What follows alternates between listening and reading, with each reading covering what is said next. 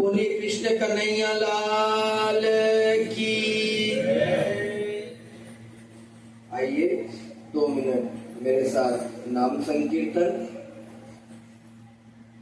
राधे कृष्ण गोविंद गोपाल राधे माधवा। राधे कृष्ण गोविंद गोपाल राधे माधवा। राधे कृष्ण गोविंद गोपाल राधे माधवा। राधे कृष्ण गोविंद गोपाल राधे माधवा। धेनु चरैया माधवा, धेनु चरैया माधवा। बंसी बजैया माधवा, बंसी बजैया माधवा। रास रचैया माधवा, रास रचैया माधवा।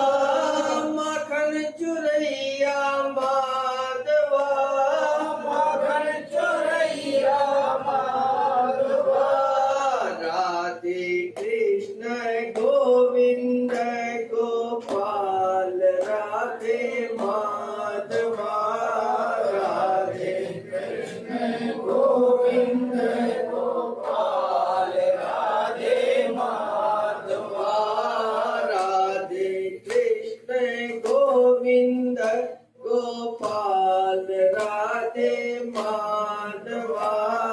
राधे कृष्ण गोविंद गोपाल राधे माधवा। सच्चिदानंद रूपाय विश्वोत्पत्त्यादि हेतवे तापत्रय विनाशाय श्रीकृष्णाय वयं नमः। श्रीकृष्णाय वयं नमः। मूकं करोति वाचालं पंगुलं यते गिरिं यत्कृपातमहं वन्दे परमानन्दमाधवम्। यत्कृपातमहं वन्दे परमानन्दमाधवम्।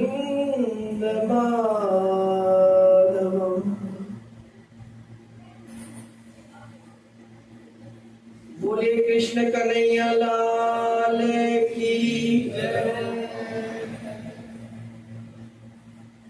सबके हृदय में विराजमान उन पूर्ण ब्रह्म परमात्मा अक्षरातीत श्री कृष्ण राधा जी के श्री चरणों में प्रणाम करते हुए, मंच पर विराजमान मेरे गुरुदेव के श्री चरणों में प्रणाम करते हुए, आज इस जागनी यात्रा द्वितीय चरण का ये प्रथम दिवस, प्रथम सीढ़ी पवई, जहां के सूत्रधार बने श्री राम कुमार जी पटेल साहब के श्री चरणों में मैं प्रणाम करता हूं। और जिनके गृह निवास में हम विराजमान हैं, नाम तो मुझे नहीं पता, लेकिन फिर भी मैं हाजी जितेंद्र जी, तो देखिए इतना सुंदर नाम, श्री जितेंद्र जी पटेल के श्री चरणों में मेरा प्रणाम। और समस्त भक्तवृंद, मैं आप सबको भी बहुत बहुत प्रणाम करता हूँ। सब प्रेम से बोलेंगे प्रणाम जी।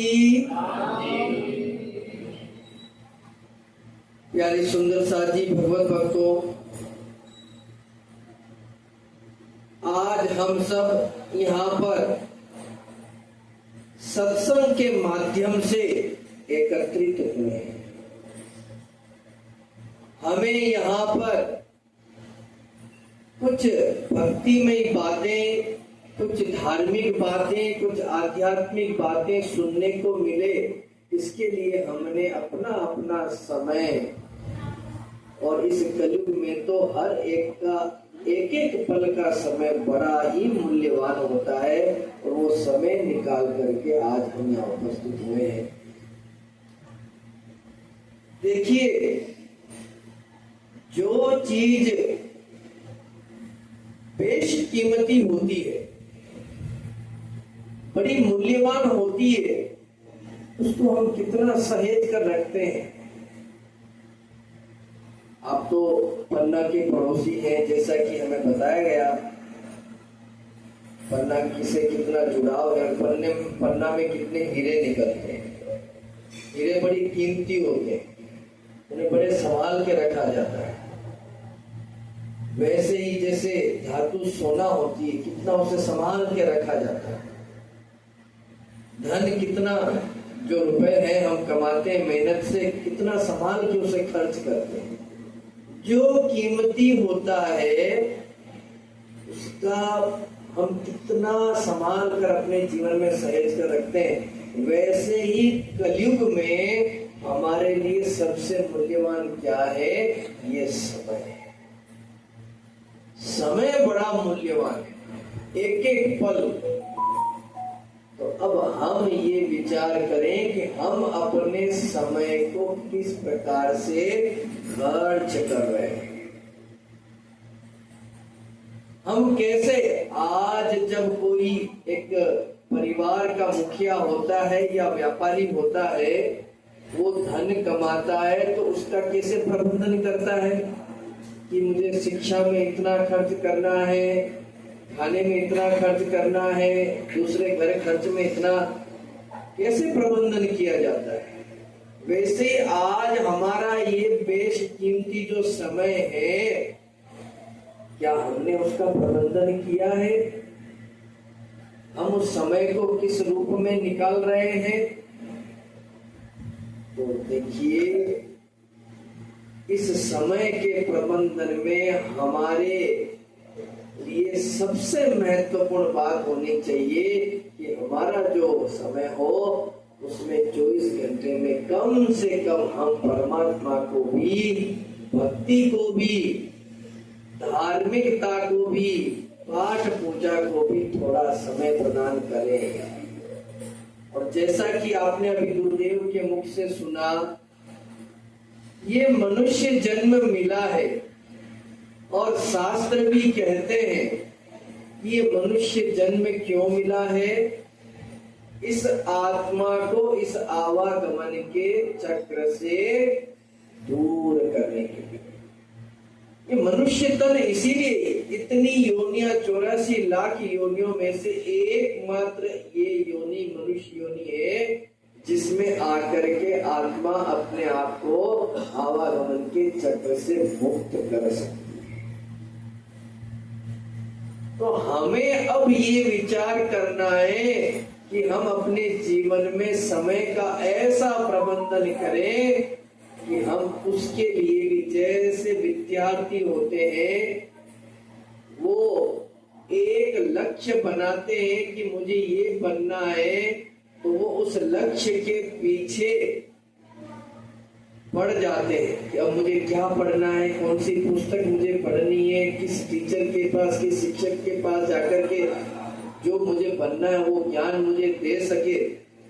उसी प्रकार से इस आवागमन के चक्र से जब मुक्त होने का लक्ष्य हम बना ले, तो अब हमें उसके लिए क्या करना है, उसके बारे में विचार करना चाहिए, चिंतन करना चाहिए। हमने ये तय तो कर लिया कि हाँ, शास्त्र कहते हैं, विद्वजन कहते हैं, गुरुजन कहते हैं, संतजन कहते हैं कि आवागमन से के चक्र से इस आत्मा को मुक्त करना है, लेकिन करना कैसे,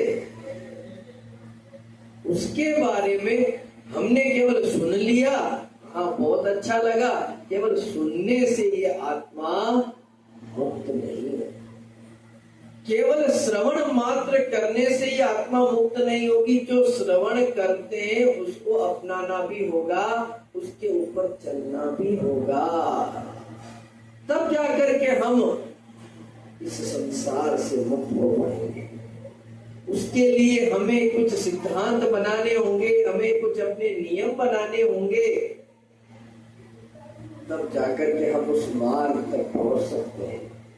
ज्यादा मैं कुछ नहीं सुनाऊंगा, आपने बहुत कुछ सुना है और बहुत कुछ आप सुनते आए हैं, सब कुछ समझते हैं। देखिए, अभी आपने सुना प्राणनाथ जी के विषय में, आपके बिल्कुल पड़ोस में ही पन्ना है जहाँ पर प्राणनाथ जी आए थे और वहां पर 11 वर्ष और 52 दिन तक वह विराजमान रह करके उन्होंने जो उस अखंड का संदेश जन जन तक, अपनी यात्रा के दरमियान भी उन्होंने जन जन तक वो संदेश पहुंचाया। और आपकी ये बुंदेलखंड की धरती तो धन्य धन्य हो गई कि ऐसे पूर्ण ब्रह्म परमात्मा के साक्षात अवतार स्वरूप यहाँ पधारे, इस बुंदेलखंड की धरती पर पधारे और पधार करके उन्होंने उस ज्ञान को, जो इस आत्मा को आवागमन के चक्र से मुक्त करे, ऐसे ज्ञान को हम सबके समक्ष रखा। तो प्यारे भगवत भक्तों, महामती स्वामी श्री प्राणनाथ जी महाराज ने जो इस आत्मा को आवागमन के चक्र से मुक्त करे, उसके लिए ऐसे सिद्धांत बनाए, पद्धति बनाई, वो पद्धति आज हमारे सामने, सिद्धांत आज हमारे सामने है। उन सिद्धांतों के विषय में हम जाने समझे। मेरा ये निवेदन है, जब भी सत्संग होता हो तो बीच में ये सब ना करें। कहानी किससे चलते हो तो वहाँ ये सब चल सकता है। जब बात आत्मज्ञान की होती है तो आप कभी कुछ लेके आएंगे तो बोलने वाले का भी सब टूटता है और सुनने वाले को भी सब भ्रमित हो ही जाते हैं। तो जो स्वामी श्री प्राणनाथ जी महाराज ने सिद्धांत बनाए इस आत्मा को आवागमन के चक्र से मुक्त करने के लिए, उन सिद्धांतों को निजानंद संप्रदाय प्रणामी धर्म के मतावलंबी तो अपने हृदय में ग्रहण करके चलते ही हैं, उसे अपनाते ही हैं। लेकिन जो प्रणामी ना भी हो, जो इस अभी तक निजानंद संप्रदाय से दीक्षित ना भी हुए हो, अगर उनके मन में प्राणनाथ जी के विषय में सुन करके, प्राणनाथ जी के ज्ञान के विषय में सुन करके ऐसा मन में आए कि हम भी अपनी आत्मा को मुक्त करें, अब इस जीवन में दोबारा नहीं आना है, इस संसार में दोबारा नहीं आना है, तो उसके लिए कुछ सिद्धांत उन्होंने जो बतलाए, हमने उन सिद्धांतों को छपवा करके, ये हमारी जागनी अभियान का एक अभिन्न हमारा हिस्सा है कि हम उन सिद्धांतों का प्रचार करें कि जिससे ये जन जन तक ये बात पहुंचे। केवल कहने से नहीं होगा, वहां उसका मार्ग भी बदलाना होगा कि आवागमन के चक्र से मुक्त हो तो कैसे हो। तो ये सिद्धांत है, उन सिद्धांतों के विषय में मैं थोड़ा सा प्रकाश डालूंगा। सबसे प्रथम जो बात है, शास्त्रों ने बताया है कि कैसी भक्ति करें जिससे कि हम मुक्त हो जाएं। तो उसके लिए सबसे पहले बताया है कि पतिव्रत भक्ति। भक्ति कैसी हो? पतिव्रत भक्ति। पतिव्रत भक्ति का तात्पर्य क्या होता है? पतिव्रत शब्द में ही इसका सार छुपा है। पतिव्रत शब्द का अर्थ ही यही है, पतिव्रता शब्द से पतिव्रत, और पतिव्रत सबसे पतिव्रता बना। जिस पत्नी के एक पति हो वह पतिव्रता कहलाती है। उसी प्रकार से हमारे आत्मा के धनी एक है। आत्मा के धनी एक ही है, क्योंकि पूर्ण ब्रह्म परमात्मा तो एक ही है। तो वो परमात्मा दो है नहीं, परमात्मा तो एक ही है। उनकी पहचान करना है। और उन एक पूर्ण ब्रह्म परमात्मा की पहचान करके इस आत्मा को उनके चरणों में, उनके सानिध्य में सौंप देना है।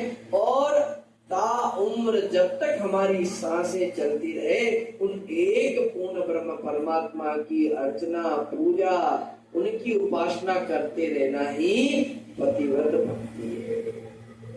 हम समय समय पर हमारे उपास्य बदल लें, वो भक्ति पतिव्रत भक्ति नहीं कहलाती। जो तिथि से उपास्य बदले जाए, तिथि से हम उपासना बदल लें, आज माता जी की तिथि आई तो हमने माता जी की उपासना की, कल पिताजी की आई तो हमने उनकी उपासना की, कभी किसी अन्य देवी देवताओं की उपासनाओं में लग जाते हैं, तो ये जन जन की उपासना करते रहना पतिव्रत भक्ति नहीं कहलाती। एक पूर्ण ब्रह्म परमात्मा को पहचान करके उनकी उपासना, उनको अपने हृदय में बसाना और अंत तक उन्हीं को अपने ध्यान में रखना, ये पतिव्रत भक्ति होती है। आप देखिए जो पत्नियां हैं अपने, जो पतिव्रत धर्म को निभाती हैं, देखिए उनके हृदय में, उनके चित्त में भी संसार का अगर आप उदाहरण भी लेंगे तो उनके चित्त में, उनके मन में केवल एक अपने पति का वास होता है। वो सोचेंगी तो एक अपने पति के बारे में सोचेंगे। वैसे ही इस आत्मा का ये नियम है, आत्मा की पतिव्रत भक्ति का ये नियम है। तो यही पतिव्रत भक्ति का जो स्वरूप है, उस स्वरूप का प्रतिपादन महामती स्वामी चित्रानंद जी महाराज ने किया। और भी उस पतिव्रत भक्ति से और भी अनेकों सिद्धांतों के स्वरूप बने, तो ज्यादा मैं उस विषय में चर्चा नहीं करूंगा। सबसे पहली बात कि हम पहली सीढ़ी चढ़े तो हम अपने आप आगे की सीढ़ियां चढ़ते जाएंगे। पहली सीढ़ी है पतिव्रत भक्ति।